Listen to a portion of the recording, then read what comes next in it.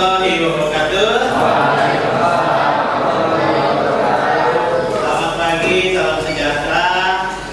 Ya, mohon maaf ya, ternyata yang harusnya bisa disiapkan dengan baik, tapi juga nggak bisa Bapak cek juga tadi, ternyata listrik di kelas ini buat ke proyektor sama buat ke speaker ya, ternyata mati dan hanya ada satu sumber. Bapak harus cari bagaimana alternatif.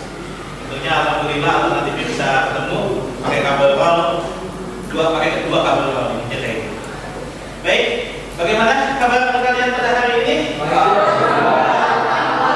Kalau dengar tadi pas lagi pelajaran seni budaya ya, kita kayaknya happy, senang dan segala macam. Dan juga bagaimana kabar setelah melihat hasil ulangan harian pertama?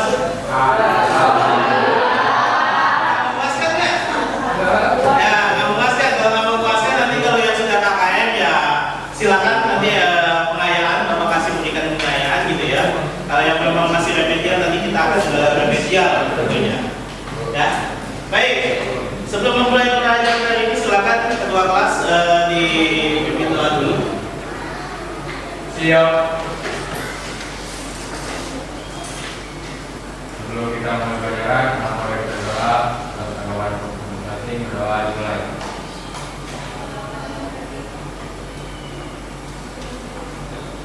Doa selesai. Assalamualaikum warahmatullahi wabarakatuh. Waalaikumsalam warahmatullahi wabarakatuh. Baik, hari ini kalau Bapak lihat yang tidak hadir itu ada dua orang ya, Gabriela dan juga Darren ya. Semoga yang kalau Bapak lihat nih, Darren ya hari ini sakit betul?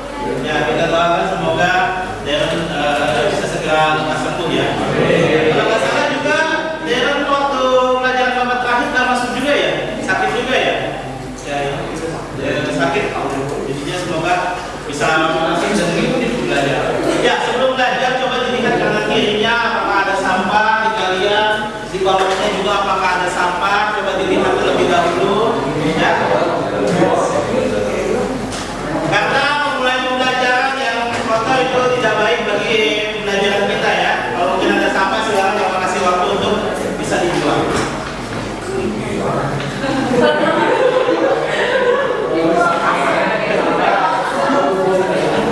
Dibuang, sampahnya dibuang ya. Ya, baik. Sebelum memulai pembelajaran kita pada hari ini, itu Bapak mau kalian menuliskan bagaimana perasaan kalian. Silakan buka handphone kalian, Bapak kirim linknya ke ketua kelas ya, ke PD kelas. Dimana di sini kalian coba tuliskan bagaimana perasaan kalian hari ini menghadapi hari ini, gitu ya. Silakan di situ Bapak tuliskan tuliskan di Padlet ya. Di situ di subjek nanti tuliskan nama kalian ya, tuliskan nama kalian baru.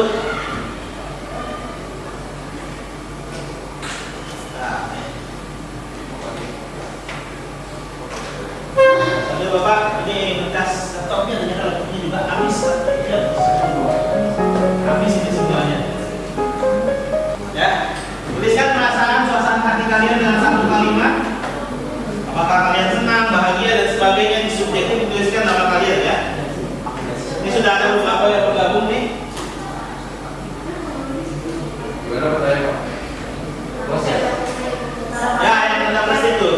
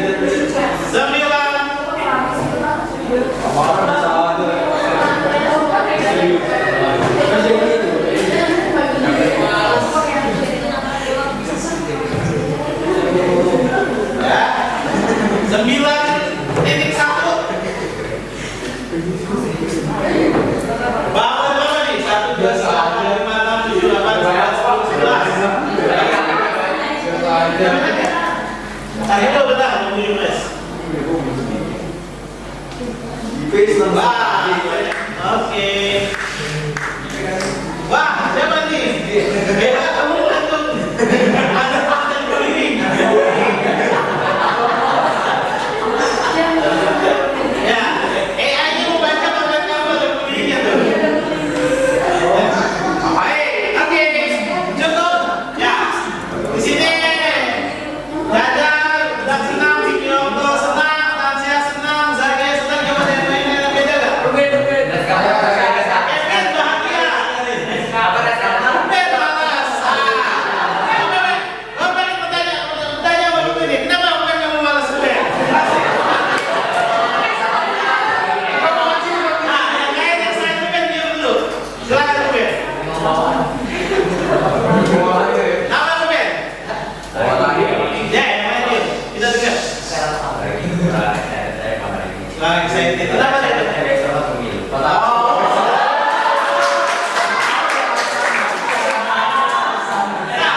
Sampai situ aja. Kalau ditanya lebih lanjut, takutnya masuk berat kita. Nah, lagi. Coba nih. Siapa nih? Ketemu Pak Abi aja.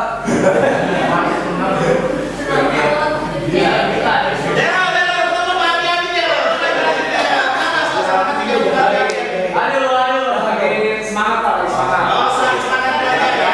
Oke. Jadi, kenapa Bapak minta di sini? Bagaimana kalian mengekspresikan dulu bagaimana perasaan kalian pada hari ini agar dalam pembelajaran berikutnya bukan hanya pelajaran Bapak, tapi pelajaran-pelajaran selanjutnya kalian bisa lebih tegak, bisa lebih menjalaninya dengan baik seperti itu ya. Oke, baik. Kita langsung ke materi kita.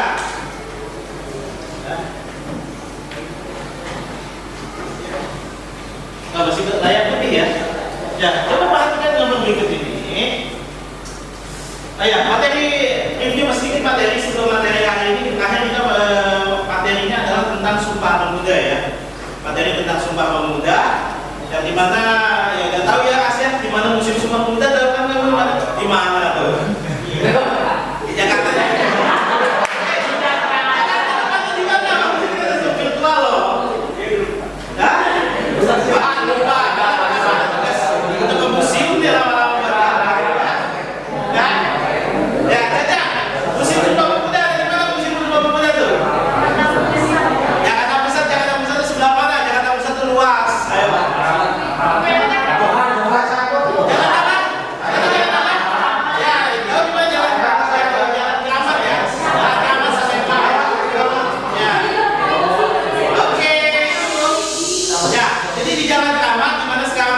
Sumpah Pemuda yang menjadi tempat tercetusnya waktu itu Sumpah Pemuda gitu ya tahun 1928 ya. Kalian bagaimana kita materi sebelumnya mempelajari menghayati makna-maknanya, bagaimana makna sumpah yang pertama, sumpah yang kedua, sumpah yang ketiga serta dampak dari Sumpah Pemuda tersebut. Nah, ini adalah materi lanjutan masih dalam materi besarnya yaitu pergerakan nasional. Coba perhatikan gambar di depan, jangan langsung disebut dulu. Bapak nanti nanya, jangan khawatir ada yang nggak tahu anak Jakarta dari gambar ini. Ya, Debbie, gambar apa ini Debbie? Gambar tempatnya apa nih? Tahu nggak? Nah, bukan? Gambar apa ini? Itu yang pasar baru.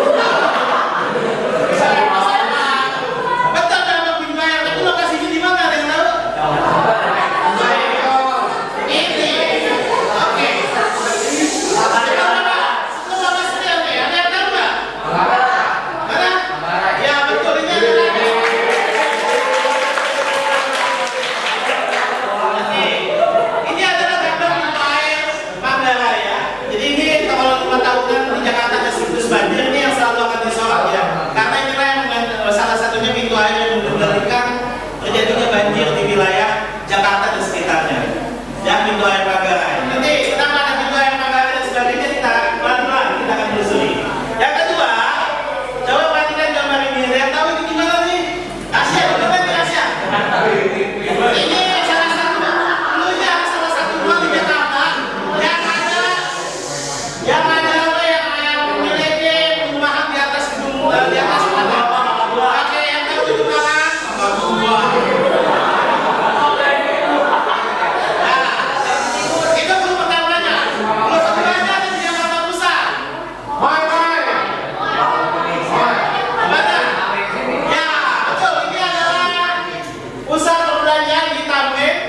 setting. Oke. Ini baru masuk yang ketiga. Ada yang tahu ini tokoh siapa?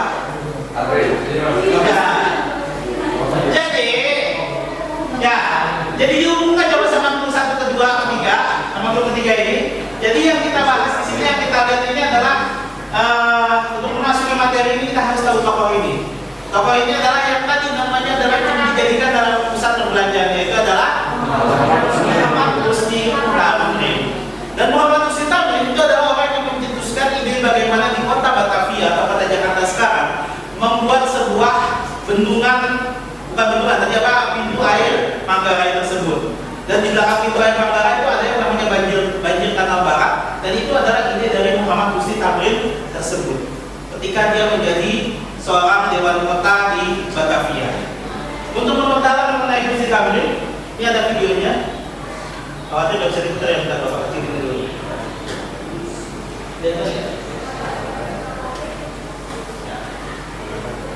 Oh lupa. Melahir selengkapnya dalam Space History.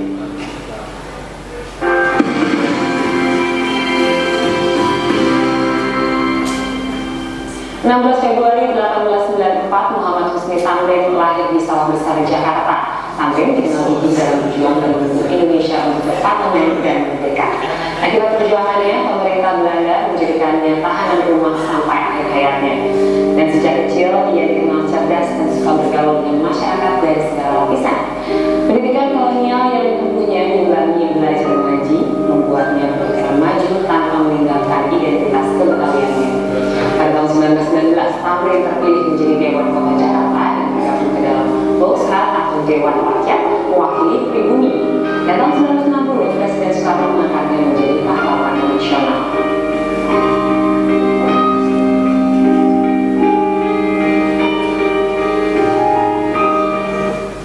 Baik, jadi ini adalah sekilas kita maksudnya awalnya adalah tokoh Tamrin. Jadi tokoh Muhammad Husni Tamrin ini sendiri kalau berdasarkan tadi gambar, video yang ada, berarti ini adalah tokoh pergerakan nasional yang asli dari Indonesia atau Jakarta. Yang bisa dianggap dia pahlawan nasional, tapi aslinya dari Jakarta. Jadi di mana tuh tadi tuh? Jadi makanya ternyata orang Tamrin ini adalah orang Betawi Sawah Besar asli, di mana dia bahkan memiliki tanah yang luas di Sawah Besar saat itu. Tapi ketika dia sudah berkhidmat atau sudah ikut dalam perjuangan nasional, dia bahkan mewariskan Desta, kenapa ngobrol? Kamu mau Sawah Besar itu di mana? Ya, Sawah Besar itu kecamatan Sawah Besar.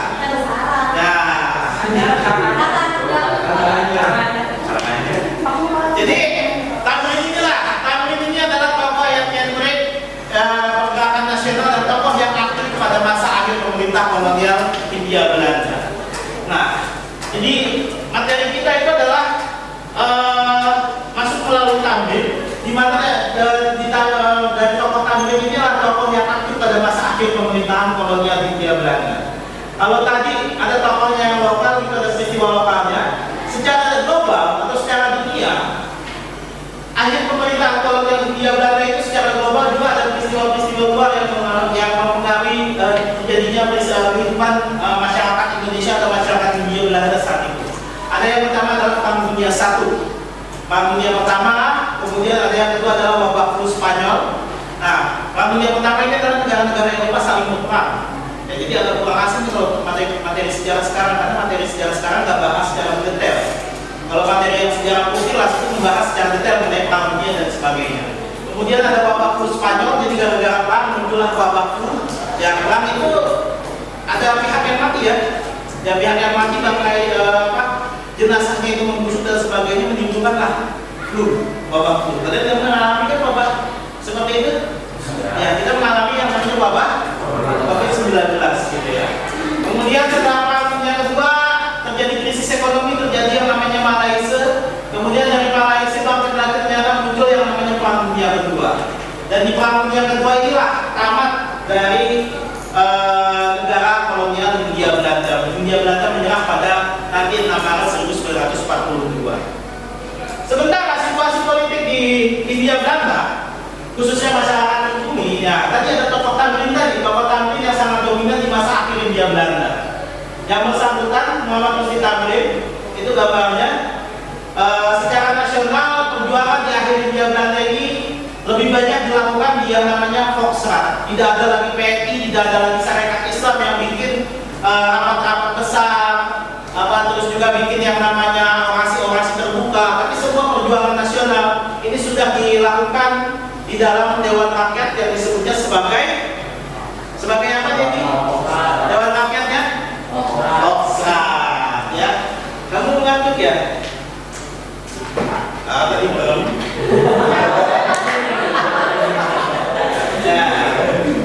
Ya, jadi dilakukan di Volksraad. Di Volksraad ini perjuangannya ada 3. Perjuangan yang pertama adalah bikin yang namanya vaksin nasional. Jadi golongan nasionalis Indonesia bikin semacam blok sendiri, namanya adalah vaksin nasional. Yang dipimpinnya oleh seorang tokoh bernama Muhammad Musti Tamrin ini. Ya, di mana tujuannya adalah mencapai kemerdekaan Indonesia secepatnya. Kemudian juga ada yang kedua, ada yang juga dicetuskan namanya petisi. Petisi itu semacam usulan gitu ya. Kalau kalian lihat belakangan ini banyak dalam dunia universitas gitu ya, bikin petisi-petisi gitu. Nah, petisi itu seperti itu, semacam usulan. Petisinya namanya petisi Sutarjo, usulan dari seorang tokoh bernama Sutarjo Kartohardikusuma, yang dimana usulannya itu adalah meminta orang-orang di Hindia Belanda memiliki pemerintahan sendiri, terbebas dari pemerintahan itu di Belanda sana di Eropa, karena itu diatur dalam pasal 1 Undang-Undang Kerajaan Belanda saat itu.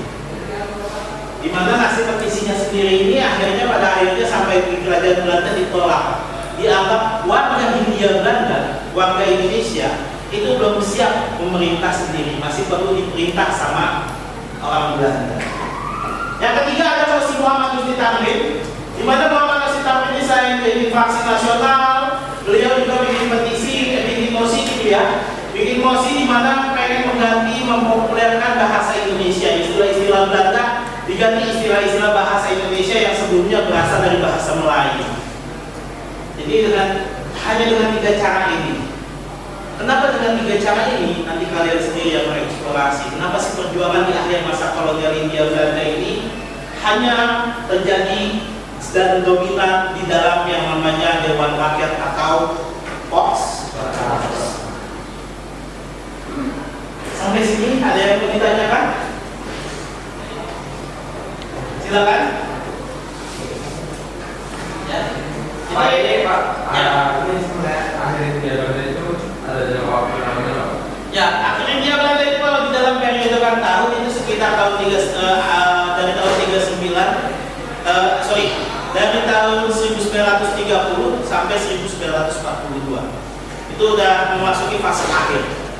Di mana fase akhir itu ya terlihat dari ciri peristiwanya, semua pergerakan nasional perjuangan memerdekakan Indonesia itu hanya bersifatnya hanya di dalam Dewan Rakyat. Tidak ada lagi yang semasif kayak misalnya Soekarno mengumpulkan massa, atau juga tokoh Sarekat Islam bikin rapat-rapat besar, udah nggak ada lagi yang kayak begitu.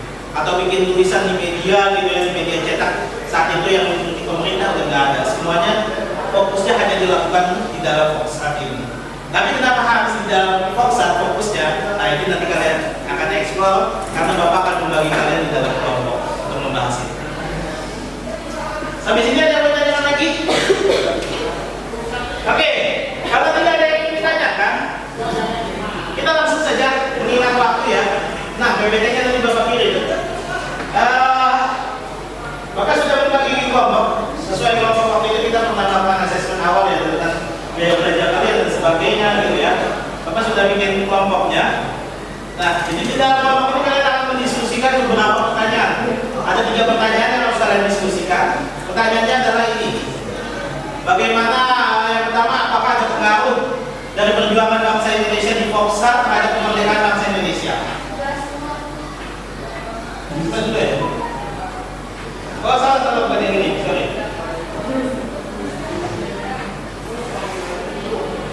Lupa. Nah, ini kelompok ini. Nah, ini kalian harus mencari, ada pengaruhnya. Berikan nanti kalian berdiskusi, kalian berikan penjelasan. Yang kedua, bagaimana keadaan politiknya, keadaan politik masyarakat di akhir masa kolonial Hindia Belanda, fokusnya di tahun 39-42. Dan yang terakhir adalah bagaimana nanti kalian coba mencari, mengeksplorasi bagaimana si Belanda itu menyerang kepada Jepang. Nah, untuk hari ini kalian berdiskusinya silakan tuliskan di kertas lembar. Kemudian nanti dalam pertemuan berikutnya silakan secara masing-masing kelompok membuat suatu produk. Boleh dalam bentuk PPT, boleh kalian tunggu dulu, dengerin dulu petunjuknya. Boleh kalian membuat cerita bergambar, ataupun boleh kalian membuat videografis tentang hasil diskusi kalian. Produknya seperti itu. Sampai sini ada yang mau ditanyakan mengenai penjelasan teknisnya? Berarti yang pertanyaan itu jawabnya dengan PPT atau apa? Ya, nanti setelah kalau yang hari ini khusus fokus dijawabin di kertas lembar atau nanti akan dibacakan hasil diskusinya. Bisa Pak? Tahu?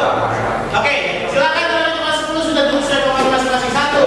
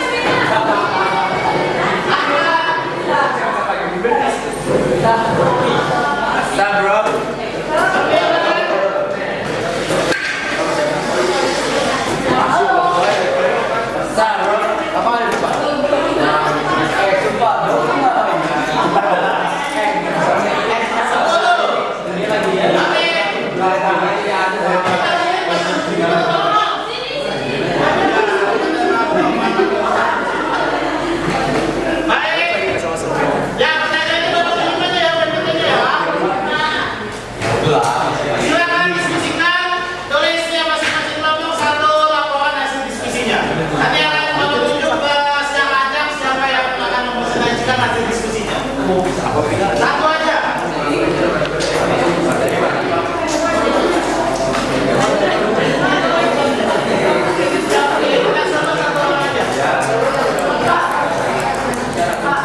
Tulis hasil diskusinya. Kita semat satu aja masing-masing kelompok. Si meja mana? Aduh. Dibacain, dibacakan. Nanti apa? Satu kelompok satu kelompok aja.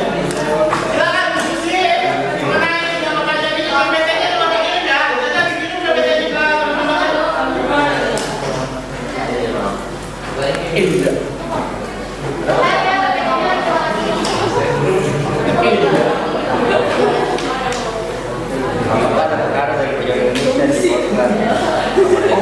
Ya, itu di PPT terakhir, itu juga ada sumber-sumber yang referensi yang bisa kalian cari di situ. Ada di Ensiklopedia Sejarah Indonesia, ada di media-media kayak Historia, di apa, di BFI itu bisa kalian cari. Soalnya langsung jawab aja, langsung dijawab. Dari satu kelompok satu kertas. Ada yang kurang paham dengan siapa yang ditanyakan? Apa?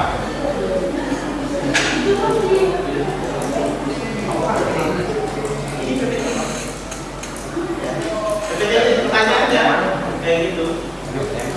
Itu pertanyaan di PPT-nya di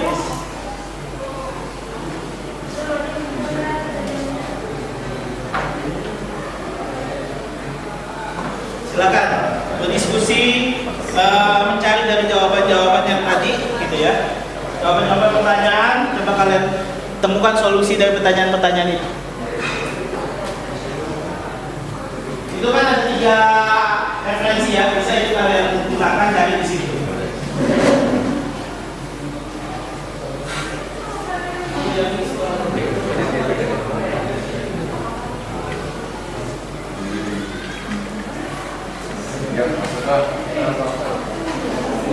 Kenapa jadi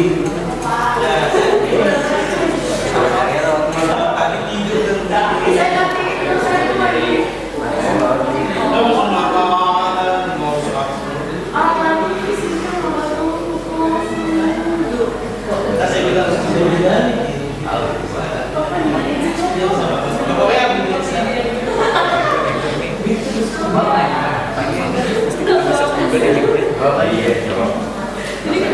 Tidak ada sih kan? Pasti ada.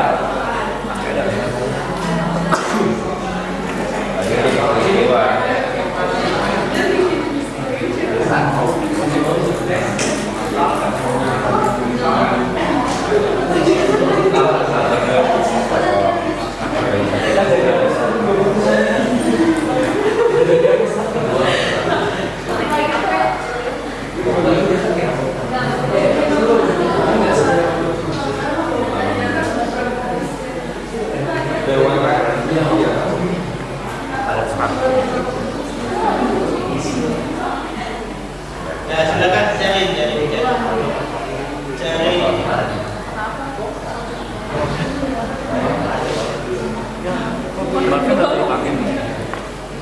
Jadi tulisin jangan lupa. Ini nggak ada yang tulis.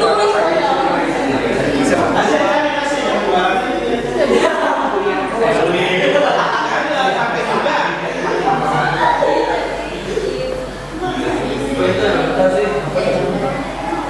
Kasih sekarang.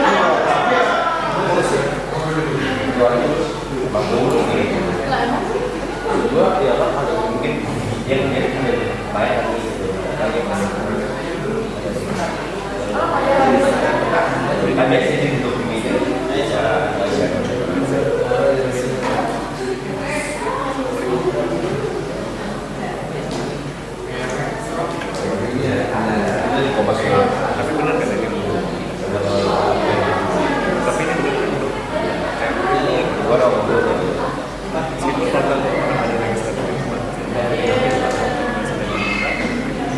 Ayo sekarang kerja percaya dong.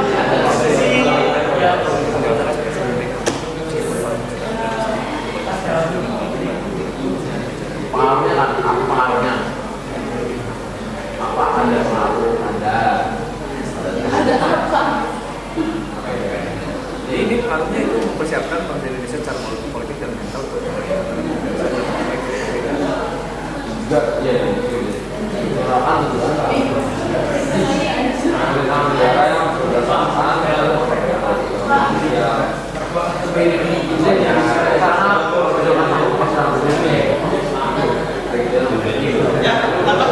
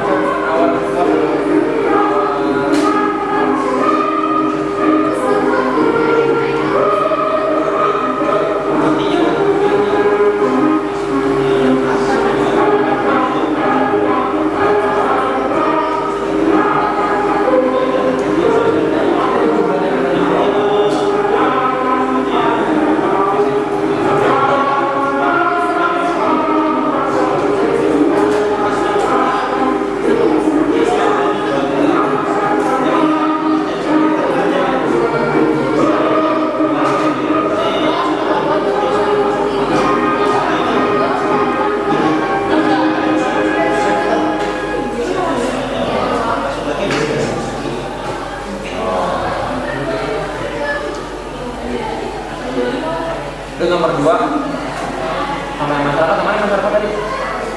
Masyarakat mana?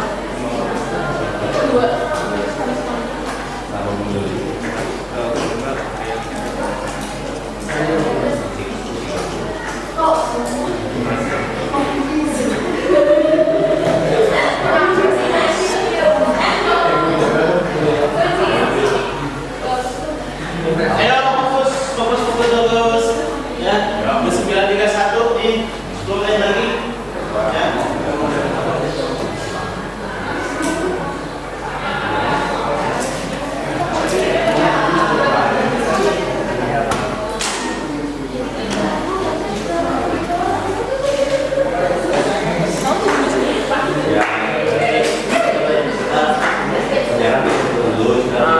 Aku baca Korea tuh.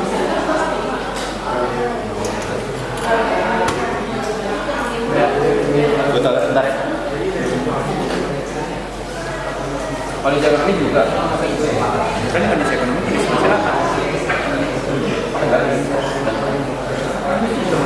Ya, jadi mau pakai ini ya.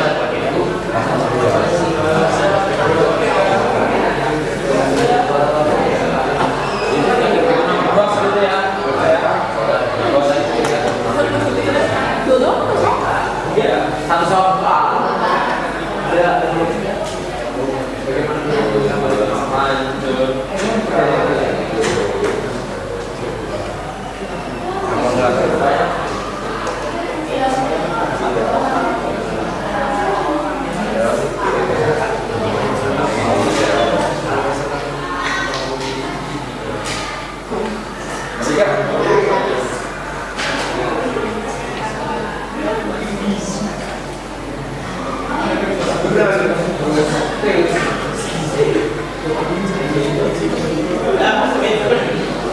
bagaimana dengan Pak?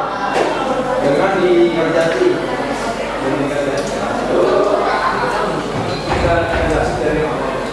enggak.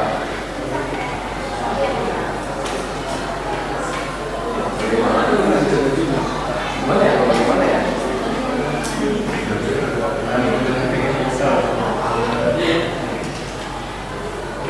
Bagaimana dari mana ya?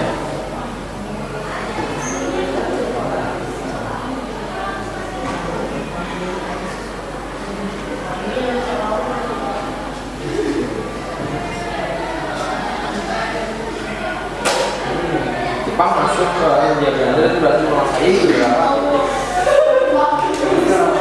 Jauh ya.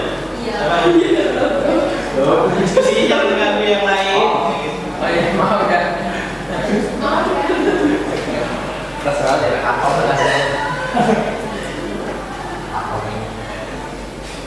Kita kalau kita dimantau.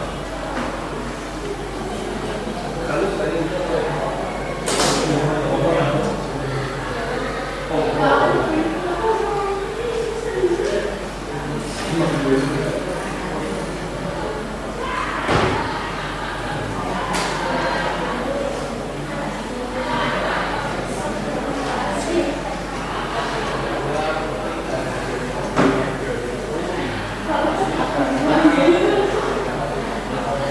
masuknya dia Belanda 1942 ya?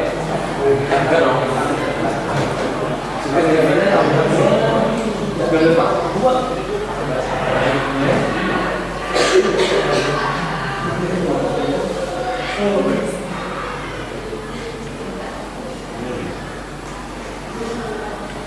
Waktunya 6 menit lagi ya. Iya.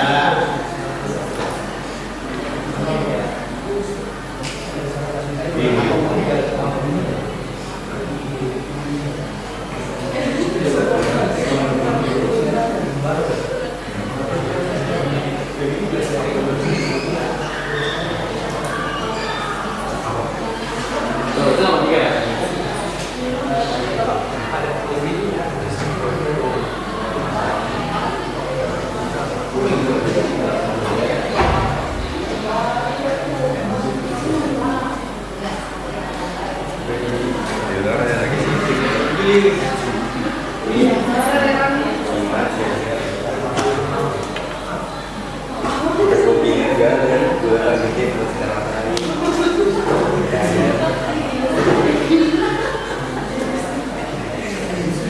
memilih enggak, mungkin harus pakai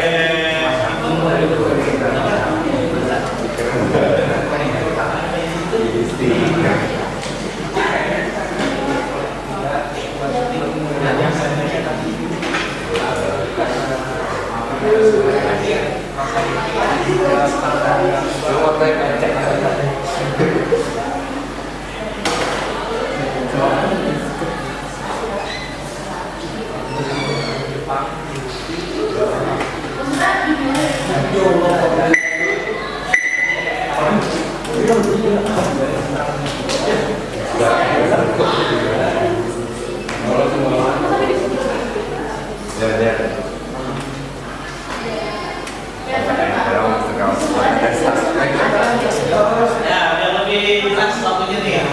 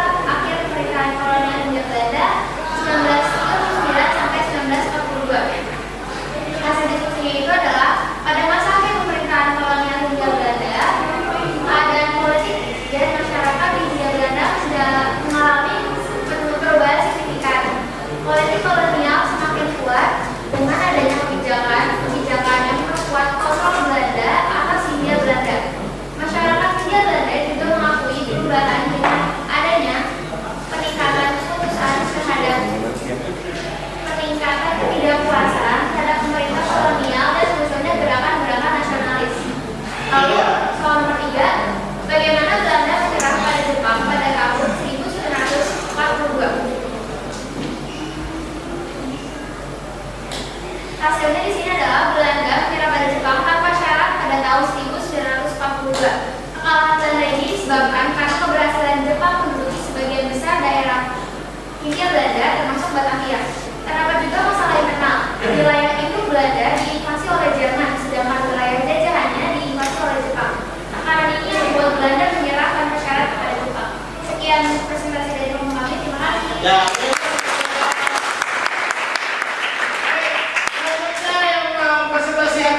Presentasikan hasilnya adalah kelompok 2. Silakan kelompok 2.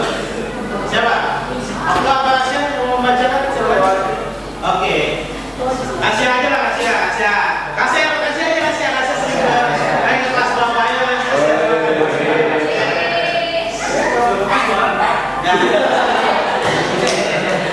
Baik, tunggu sebelum itu, karena nanti kita waktunya molor ya. Waktunya kita molor mungkin paling lambat kita selesai jam 10. Tapi Bapak juga udah bilang Bu Ida, mungkin Bu Ida nanti masuk kelas pukul 10.30 ya.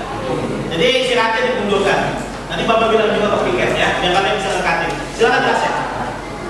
Oke, jadi buat soal nomor 1 itu jawabannya itu apa nih? Apakah ada pengaruhnya? Ada pengaruhnya karena apa ya? Karena dari perjuangan Batin. Ya, karena ada perjuangan nasional kontrak seperti petisi Sutarjo yang berisi rencana pemberian kepada Indonesia suatu pemerintahan yang berdiri sendiri. Adanya petisi ini membuka peluang untuk Indonesia merdeka.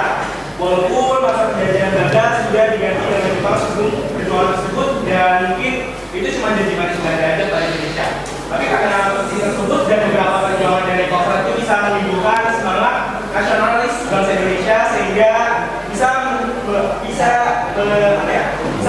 kemerdekaan Indonesia, peluang kemerdekaan Indonesia. Terus soal nomor 2 itu bagaimana pada politik pada saat akhir masa Belanda.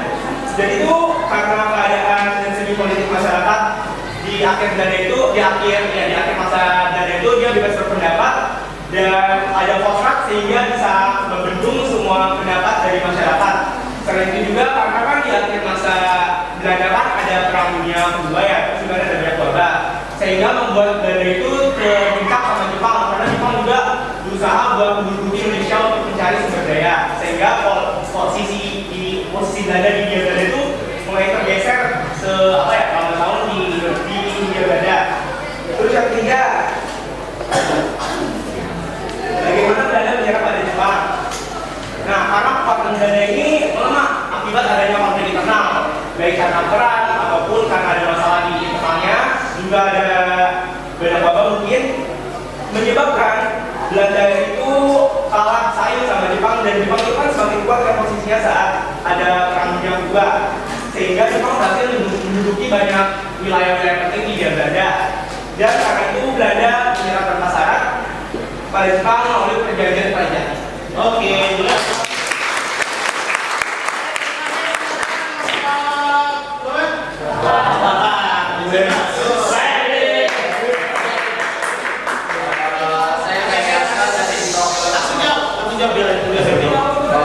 Dari soal pertama jawabannya adalah perjuangan bangsa Indonesia di Foxtrot pada masa 1930 sampai 1942 memainkan peran penting dalam menggalang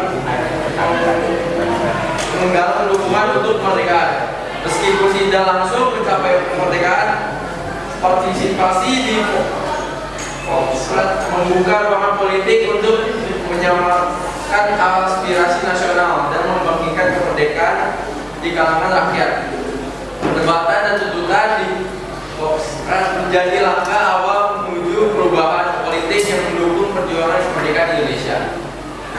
Terus kita hasil diskusi yang nomor 2 itu pada periode 1939 sampai 1942 di Hindia Belanda, politik dan masyarakat mengalami dinamika yang signifikan.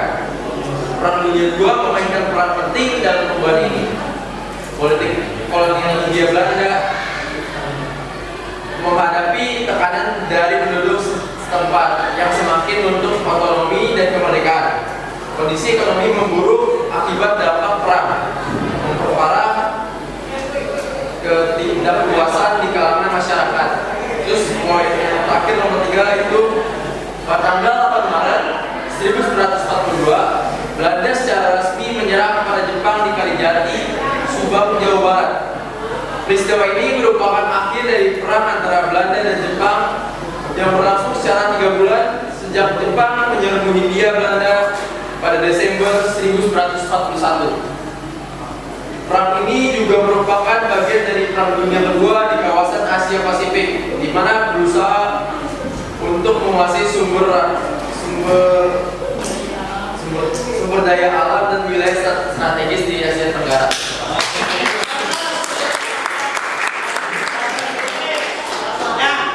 Ya, jadi dari nanti itu jangan lupa kalian foto dulu, terus kertasnya kumpulin ke saya ya. Terus nanti yang dari hasil foto itu nanti kalian bikin produk sesuai dengan kesepakatan kelompok kalian masing-masing. Yang dikumpulkan nanti minggu depan. Selanjutnya saya mau mengklarifikasi beberapa dari pernyataan beberapa 3 kelompok ini sebagai sampel ya. Tadi yang pertama dari kelompok 4 ya, Soekarno, Muhammad Hatta dan Sahrul tidak berjuang melalui yang namanya Volkskrant. Karena setelah di masa akhir Hindia Belanda, ketiga tokoh ini itu mengalami hukuman pembuangan. Ingat materi yang sebelumnya ya, tokoh ini seperti itu dibuang ke Eropa. Nah, di akhir masa Volkskrant ini Soekarno itu dibuang ke wilayah NT di Nusa Tenggara Timur. Muhammad Hatta dan juga Sahrul dibuang ke Bovendigul, Papua Selatan. Jadi ketiga tokoh itu tidak berperan di yang namanya di dalam Volkskrant. Jadi memang betul semua fokus perjuangan itu ada di Volkskrant ya, di masa kolonial Hindia Belanda. Karena apa? Karena menjawab nomor 2, negara kolonial semakin kuat dan semakin represif terhadap gerakan-gerakan kemerdekaan. Bahkan gerakan petisi Sutarjo yang bilang pengennya ya udah kita gak usah merdeka, tapi kita punya pemerintahan sendiri. Sama misalnya kayak sekarang Australia punya perdana menteri tapi kepala negaranya tetap Raja Inggris. Nah, Indonesia pengen kayak gitu, ngusulin tapi tetap aja hasilnya adalah ditolak.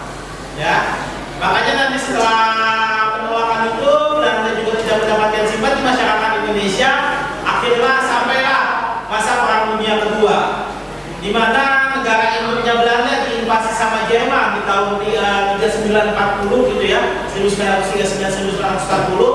Kemudian wilayah jajahannya di Hindia Belanda diinvasi oleh yang namanya tadi negara Jepang di 1942 yang takluk hanya dalam beberapa bulan setelah Jepang menyerang pangkalan Angkatan Laut Amerika Pearl Harbor di Hawaii. Tapi kenapa Jepang bisa kayak gitu? Itu adalah materi berikutnya. Oke. Ya, sampai sini ada yang mau ditanyakan? Ya, jangan lupa nanti dikumpulkan sebelum saya tutup untuk pembelajaran kita. Mungkin ada yang bisa merefleksikan dari pembelajaran hari ini dan juga materi pembelajaran hari ini. Silakan. Ya, silakan dulu. Di sini aja Pak. Ya, di situ aja. Jadi yang kita pelajari hari ini ada beberapa.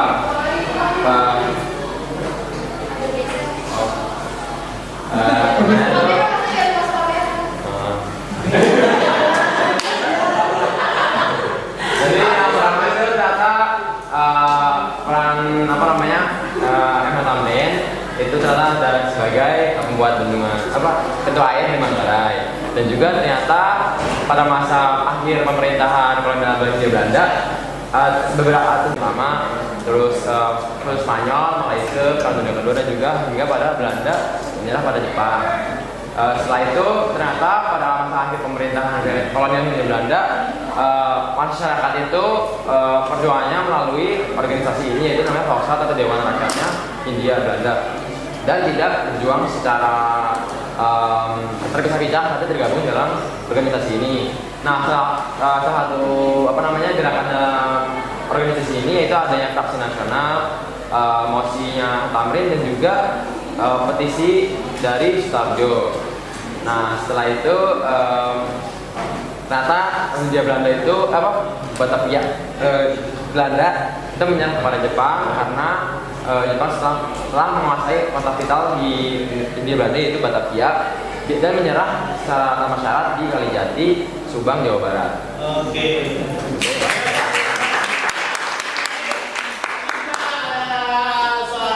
Soal formatif ya, nanti Bapak kirim ke PJ, nanti silakan juga kalian kerjakan minggu depan sebelum pembelajaran dimulai akan kita bahas gitu ya. Oke, di video ditulis di buku masing-masing aja. Baik, ada lagi yang mau ditanyakan sebelum Bapak tutup pembelajaran ini? Baik, kalau tidak ada lagi, cukup sekian pembelajaran kita hari ini. Terima kasih. Wabillahi taufiq wal hidayah. Assalamualaikum warahmatullahi wabarakatuh dan selamat siang.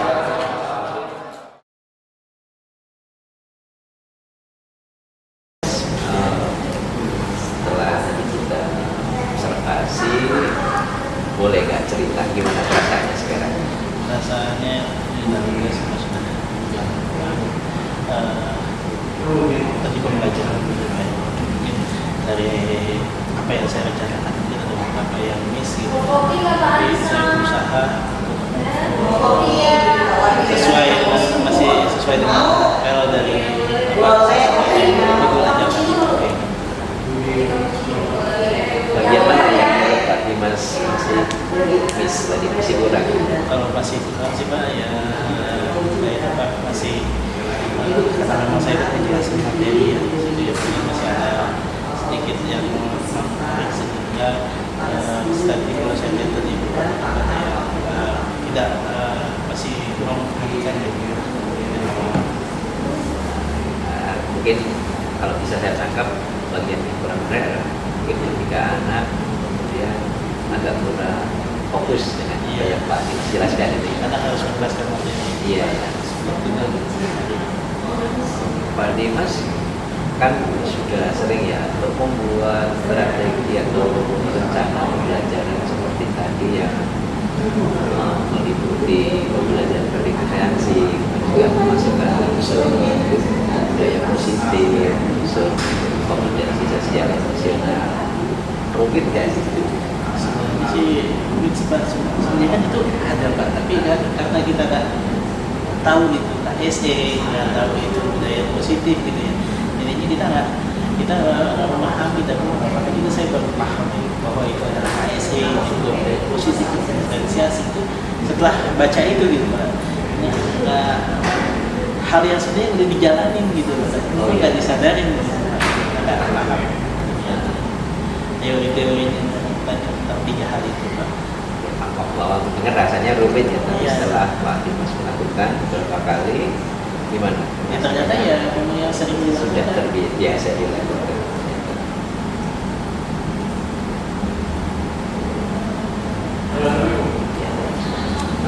Dari rangkaian observasi mulai awal sampai akhir tadi,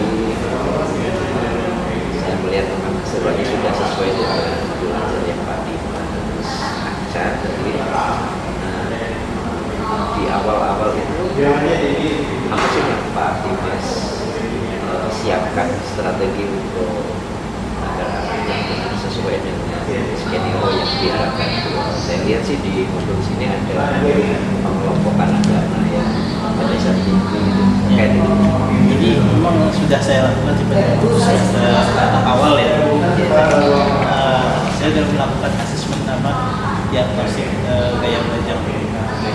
Oke, bantuannya ada web aplikasi gitu ya, menjelaskan. Jadi ketika mau bagi kelompok, memang jadi kebiasaan saya tidak jarang meminta sedang membuat kelompok secara mandiri, tapi saya yang membuatkan gitu kan. Dengan pertimbangan tadi di satu kelompok itu kadang saya membuat diferensiasinya, ada yang lebih kinestetiknya, ada yang lebih audio visualnya gitu ya, ada visual. Jadi bukannya saya kelompokkan sejak pemudi gitu yang visual kayak gitu. Karena saya mengharapkan ini Pak, saya ketika mereka bekerja, mereka bekerja dalam kelompok. Nah, ketika membuat hasil iniannya, membuat hasilnya gitu, nanti akan membagi-bagi tugas. Nah, mungkin yang si kinestetik ini ya akan mempresentasikan ya kayak gitu Pak. Kalau saya sih melakukan pendekatan diferensiasinya kayak gitu. Bukan justru kan ada yang misalnya membagi sesuai dengan gaya belajarnya tuh, kayak misalnya waktu contoh kita di PI 3 gitu, Iya. ya dari SD membagi sesuai dengan gaya belajarnya. Nah kalau saya cenderung bikin satu kelompok yang beragam, justru yang beragam itu lah yang nanti ya saling mengisi kayak gitu, saling membantu. Karena kan kalau di SMA sudah tahapnya kan memang sudah lebih paham gitu kan. Ya, tadi awalnya saya menangkapnya gitu. Ini Mbak Dimas sudah mengelompokkan, cuma saya belum jadi mengelompokkannya itu diatur seperti apa. Makanya ketika yang presentasi itu ya memang orang-orang yang kinestetik Pak yang saya pandang, kayak tadi yang dari kelompok itu apa rahasia memang secara kinestetik presentasinya bagus, terus juga rahasia tadi dari kelompok satu gitu, memang secara ini bagus Pak, secara presentasi ngomong segala macamnya. Makanya ketika hari produknya nanti saya minta mereka diskusikan siapa mau buat apa, membuat misalnya PPT silakan, Canva, videografi atau bikin cerita gitu ya, itu silakan berikan sesuai dengan kesepakatan. Untuk unsur diferensiasinya sudah sangat terlihat dari proses pengelompokan juga. Di awal itu Pak Dimas menyebutkan rencananya adalah diferensiasi konten. Ya, Seperti seperti apa? itu maksudnya. Nah, jadi konten itu kan saya pertama menampilkan gambar Pak, gambar baru video gitu. Karena memang kalau audio doang itu saya mencari tempatnya itu nggak ada gitu kayaknya. Makanya saya lebih cari yang lebih visual gitu. Jadi dapat dua-duanya seperti itu. Kalau yang kontennya di situ konten materinya. Kalau untuk unsur budaya positif yang Pak Dimas ambil, Unsur budaya positifnya sih Pak, ya dari awal itu kalau ada dari saya juga punya kesepakatan kelas dengan mereka gitu. Kesepakatan kelas ini bagaimana bisa kalian terkait dengan penggunaan handphone ya, ketika memang saya di awal gitu ya, penggunaan handphone dalam perasaan tadi kan, terus juga dalam misalnya diskusi ya saya tegaskan boleh, tapi ketika memang sudah masuk presentasinya tidak digunakan lagi. Sebenarnya ada untuk teknik stop, tapi kayaknya terlewat tadi karena memang auditnya tadi untuk menyiapkan IPN-nya Pak. Dan saya sebenarnya tadi mau menggali ini kok tadi saya belum melihat Pak Dimas mengambil kesepakatan kelas ya, tapi ternyata memang sebenarnya biasanya sudah dari awal Pak, dari awal. Kalau saja mungkin kesepakatan Mas itu harus diulang-ulang terus ya Mas ya. Kelihatannya membosankan, tapi sebenarnya untuk mengingatkan saja karena anak-anak terlupa dengan kesepakatan. Terkait dengan asesmen nih, observasi memang sebagian saya sudah melihat asesmen itu ketika Pak Dimas menanyakan tadi di awal terkait dengan siapa, kemudian ini di mana, itu sebenarnya bisa menjadi sebuah asesmen formatif ya. Ternyata jawaban anak-anak menggambarkan dengan apa yang sedang dipersiapkan kalau dalam proses pembelajaran pernah nggak sih melakukan asesmen formatif proses itu misalnya ketika sedang proses kemudian Pak Dimas melakukan catatan-catatan terhadap anak yang terkait formatif Kalau dicatat secara khusus sih sebenarnya berapa ya, tapi saya bisa direkam dulu ya. Memang kan untuk yang kelas 11 ini saya sudah banyak jadi hafal gitu, memang biasanya kayak proses sikapnya dan sebagainya gitu. Jadi udah tahu nih yang harus punya khusus sikap dalam soal pembelajaran dan sebagainya, sudah bisa menetapkannya. Dan juga yang kayak misalnya tadi yang memang aktif gitu ya, kayak misalnya tanya kayak Daud, kayak Asia gitu ya, memang ya sudah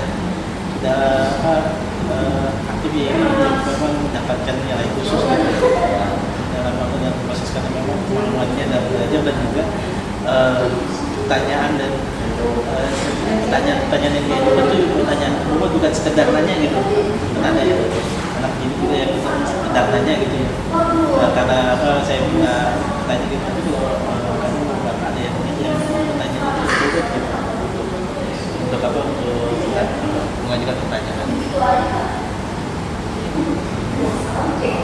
Cuman umumnya sih saya melakukan juga seperti itu, Pak. Jadi kita anggap general dulu nih, baru yang kita perhatikan atau kita perhatikan ada anak-anak yang perlu catatan di situ ya. Nanti kita kalau nilainya standar dulu nih, baru yang spesial yang kita ambil secara khusus. Memang aktif, nggak aktifnya bukan aktif yang karena yang aktif kan, yang aktifnya betul gitu. Iya, yang aktif positif, Ya. yang aktif negatif. Iya, itulah yang mungkin menjadi bagian dari asesmen prosesnya. Kalau untuk modifikasi atau aturan uang terkait dengan kondisi anak-anak ada yang Pak di masyarakat. Aturan tadi yang saya lakukan kebersihan Pak. Saya minta, memang selalu meminta bagaimana itu melihat gitu ya, melihat kanan kirinya kebersihan. Tapi kalau ngatur atau tempat kan memang udah standar. Di form pengamatan sebenarnya ada hal yang ditanyakan bagaimana strategi modifikasi lingkungan belajar sehingga siswa terlayani sesuai dengan kebutuhan mereka.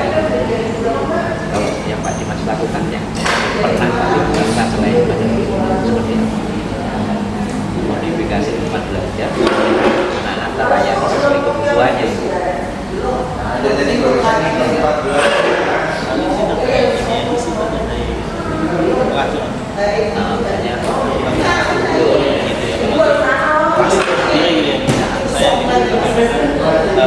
tempat duduknya itu ya saya sesuaikan dengan supaya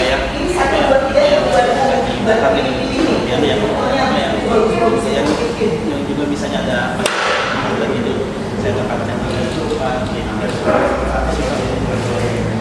modifikasi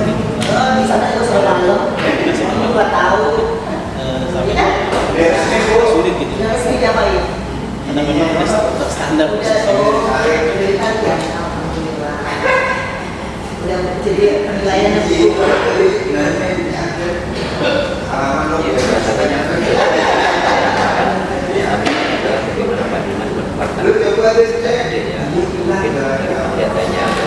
paling di sini yang keadaan sih Pak, saya kira itu kalau yang pembelajaran itu kami sampai sudah tidak masuk ke ranah saja gitu. Mantap ya Pak, mantap. Semua definisi ada nggak sih yang Pak Dimas pernah lakukan sehingga perlu ruang yang luas? Tergantung materi sih Pak. Pernah balik lagi lihat dari materi. Iya betul. Memang misalnya di materi tentang kemerdekaan atau perjuangan kemerdekaan, lagi sekarang yang setuju dengan perjuangan asik dengan perjuangannya secara demokrasi ini bagi saya lihat harus di materinya sesuai apa materi kan dirancang tapi tidak sesuai dengan materi kan jadinya kurang efektif gitu.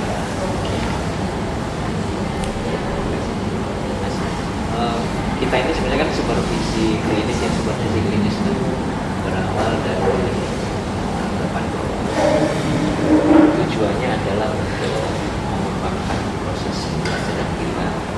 Kalau di sini mengembangkan artinya memaksimalkan itu ada hal yang harus kita tingkatkan. Jadi dalam rencana pengembangan Pak Dimas terkait proses pembelajaran terkait dengan tadi budaya positif, diferensiasi SMKS itu apa yang lebih dikembangkannya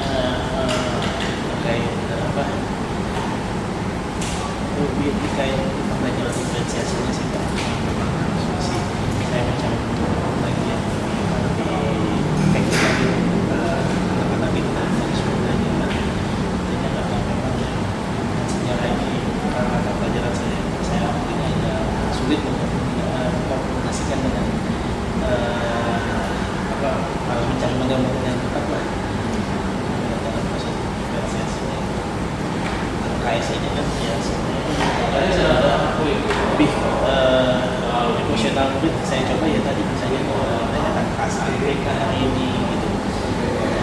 Ya, mungkin lebih sering akan dilakukan kayak gitu. Sebagai amalan bagaimana bisa mengetahui perasaan mereka dalam mengikuti pembelajaran.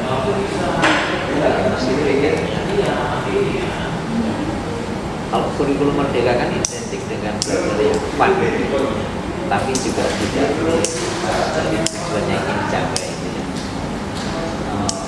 Menurut Pak Dimas, ada tantangan kita harus membuat kelasnya fun. Kalau saya itu tantangan saya masih agak kurang di speaking itu kan saya belajar gitu, namun saya speaking gitu sama seperti sistem gitu yang merefresh lagi itu yang masih harus saya kembangkan lagi tentunya.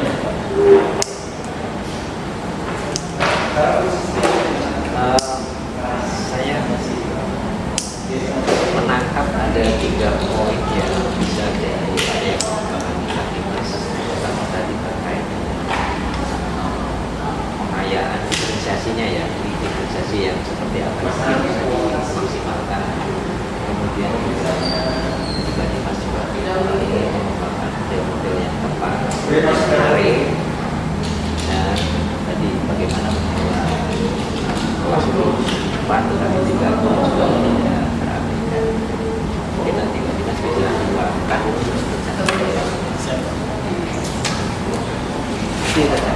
sudah kayaknya. Terima kasih kalau sudah cukup ya. Mungkin saya di LMS. Saya pikir cukup untuk hari ini. Catatan saya tadi adalah bahwa proses pembelajaran yang Pak Dimas lakukan sudah sesuai dengan skenario yang digunakan. Beberapa praktik saja yang bisa dirasakan dari Pak Dimas ini barangkali ada yang